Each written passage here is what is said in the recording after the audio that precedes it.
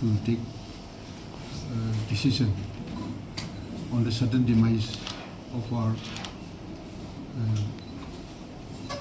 number one Shillong parliamentary constituency member of parliament who passed away last night, Dr. Ricky A.J. Sinkan, and the BAC had received the consent of the government since it was the day for scheduled for having the budget presentation today. So we have to seek the consent of the government, and the government has given us consent to adjourn the House for the day, for today. And the calendar, revised calendar is being prepared, and which will be presented on Monday with the sense of the House.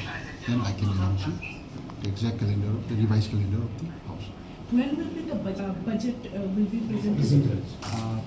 Most probably will be carried over to the next day, which is coming Monday.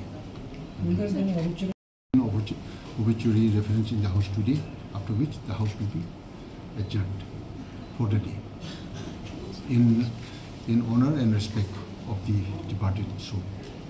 Okay, sir.